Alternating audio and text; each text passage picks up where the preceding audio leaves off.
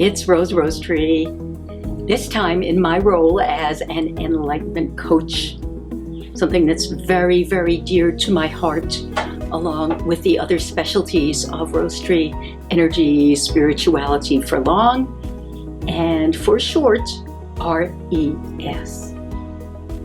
Today I'd like to give you a tip for moving toward enlightenment in the age of awakening.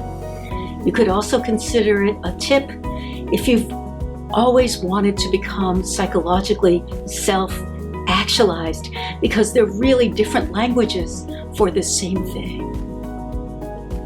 Before I give you this tip, let me tell you a little about my credentials as an enlightenment coach, because for just about any kind of consumer choice that you make, it's smart to consider the source. So where I come from in this specialty is that starting in 1970, I was active as someone who was trained by Mahesh Yogi as a teacher of transcendental meditation. And pursuing enlightenment was really the most important thing, pretty much the only important thing to me for a very long time, although now I'm actually enjoying life. And actually, it has happened that I've moved into that state of enlightenment.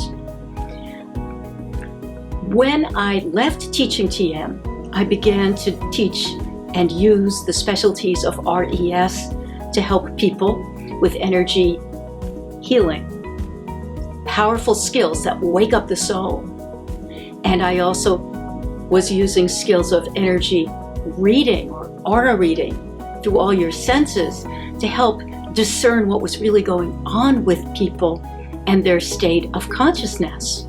And then I wound up having the skill set develop of empath empowerment to help empaths like me stop being ineffective and suffering and confused and wake up more. And as I had been using these specialties myself and using them to help clients, some of my clients moved into enlightenment, and I could research it on them. And I began to maintain a separate list at my blog of people in this very loosely bound RES community who had moved into enlightenment. And you can find that at my blog, along with a long enlightenment life list of people who never heard of RES, and plenty of other resources too. It's all at roserosetree.com. Anyway, the source for what I do is that I have skills for co-creating with God. I'm not a psychic, wonderful though psychic work can be. I'm not a psychologist. I don't have credentials in that field, but I really do work in a way that uses skills that are effective now in the age of awakening, which began December 21st, 2012. Skills that are effective for helping people like you to evolve on your chosen path to enlightenment, to self-realization, to self-actualization. So that's where I come from, and I never flinch at letting aura readers look at me in a video and research what's going on with me, or have a reasonably current photo of me at my website and my blog, because you're invited to check out the state of consciousness that I've got and decide whether I have the standing to help you in that way. Meanwhile, about that tip for evolving most rapidly now in this age of awakening that we're in. Many things are different now compared to before. And one thing that's different is that the balance between doing things for personal development,